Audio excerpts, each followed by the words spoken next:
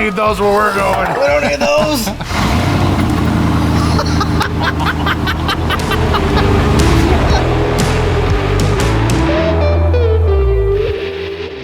The goal of this video is to get the car looking good again. It's a 22, 23-year-old car. She's got some years under her belt. We're starting simple. We're changing the oil. Oil's got to be changed. I'm pretty sure it was never changed at all by the last owner. And then it's bath time, giving Dale his first official bath, and then polish. And just kind of nitpick everything and just try to get everything squared away. But we're just starting with oil because it really needs it. Oh, almost made it out. Oh, son of a, second time on this.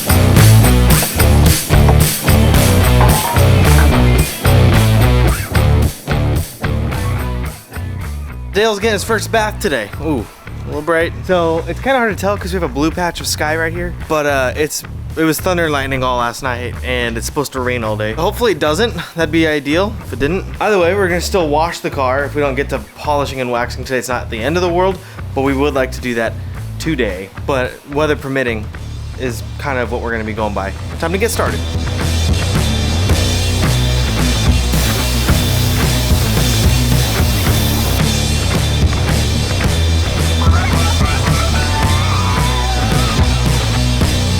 Alright, car's all washed.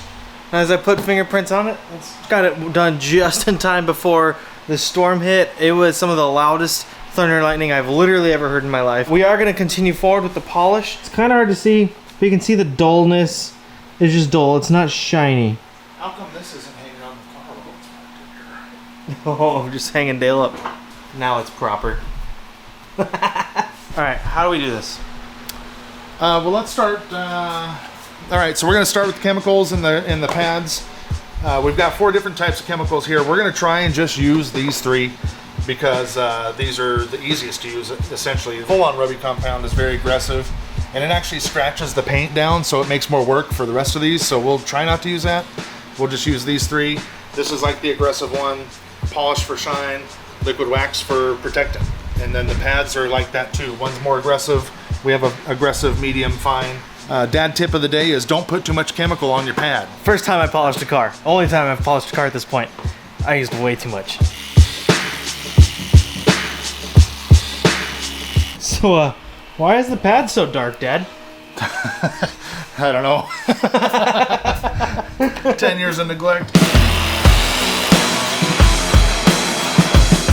The car is officially polished and waxed. Just snapped a couple photos, but thanks to the old man here. She's weathered, but I'm sorry.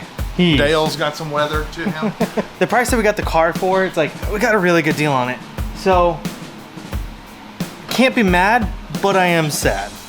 Right. It is starting to get pretty dark, so I don't know if we'll be able to see too much. But honestly, all around, still really good. So my dad did this side, I did this side, and there's certainly some discrepancies on my side. It's honestly just a lot of rookie moves. Just didn't do enough compound in certain spots, so some of the scratches didn't come all the way out. So Aaron's scratches weren't from not enough compound, it was too much. He was just smearing it around.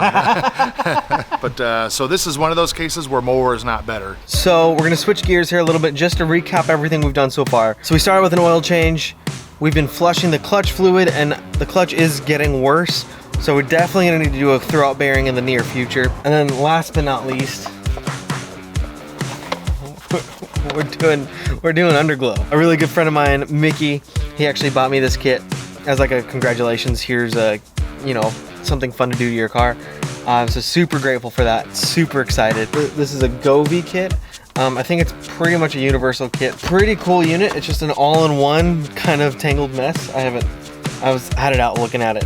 So we're gonna install this. So we live in Gilbert, Arizona, and in downtown Gilbert, there's this really cool like driveway for like Uber and Lyft drivers, and it's got this awesome like halos on top. I took my old 86 there and took a photo there because it just looks so cool. And I really, now that Dale is all washed and waxed and looks all pretty and we'll potentially have Underglow by tonight, I would love to take this car there while it's looking so good. I'd love to get that printed. So we're gonna finish that up. We're gonna wrap this up today. Super excited. Let's get to it. We have temporary routing for half of the lights. So it comes with 2 strands, each strand for half the car essentially. All right, so this is the box that everything feeds from. Don't show that part actually.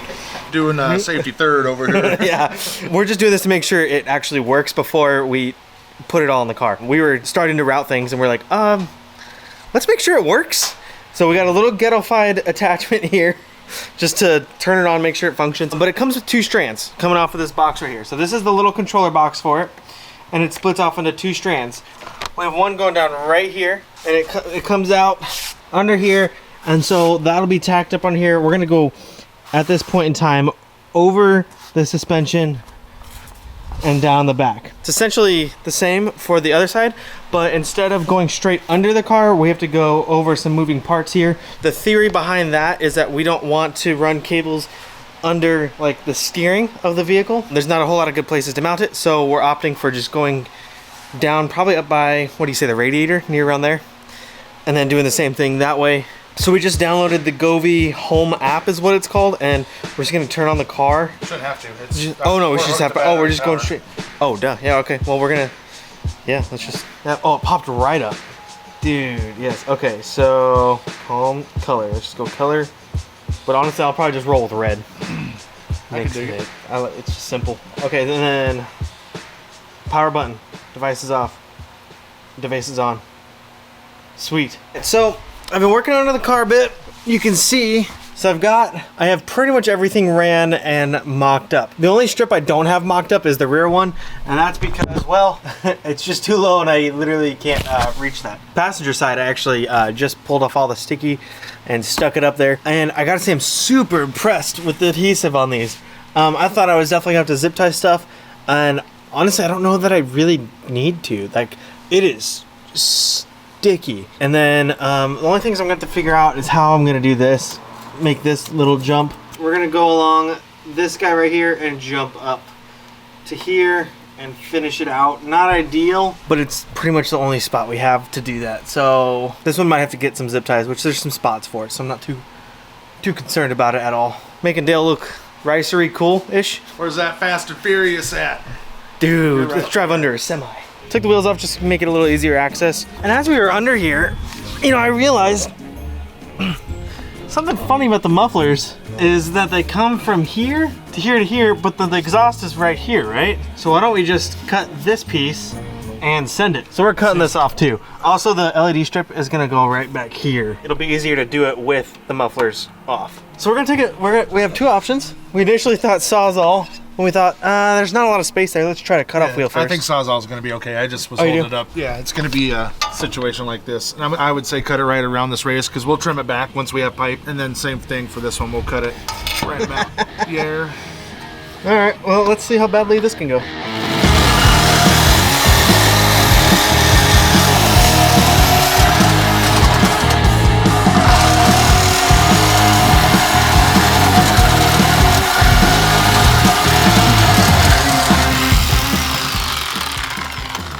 Didn't see that coming.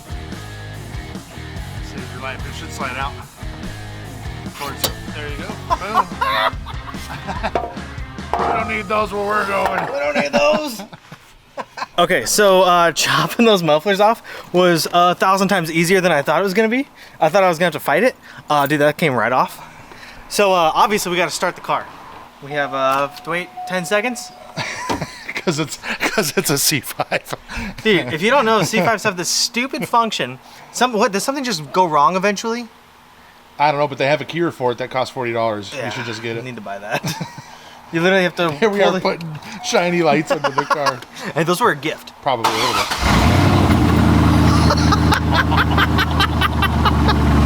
That sounds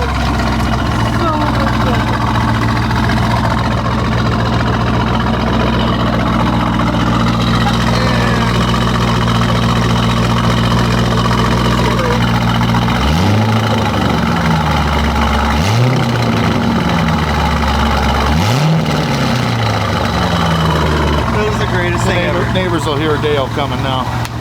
Hey, we can actually hear it. No more sneaking up on people.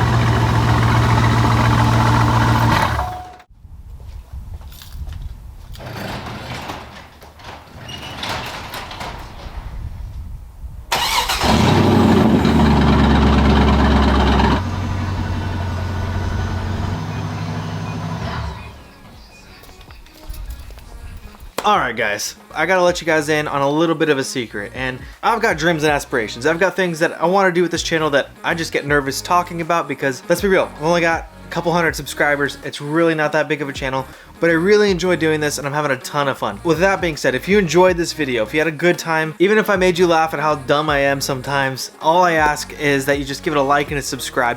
We'd really appreciate that. My honest goal, which seems to be like a lot in my eyes, is I want to hit 1,000 subs by the end of 2021. Well, we have 256 subs, which I'm super thankful for. I didn't even think we'd be here by this point. We're gonna take this momentum that we've got going. We're shooting for 1,000. I want 1,000 by December 31st of 2021. I know we can do it. I'm super excited. And after 1,000, we're going for 5,000. After 5,000, 10,000.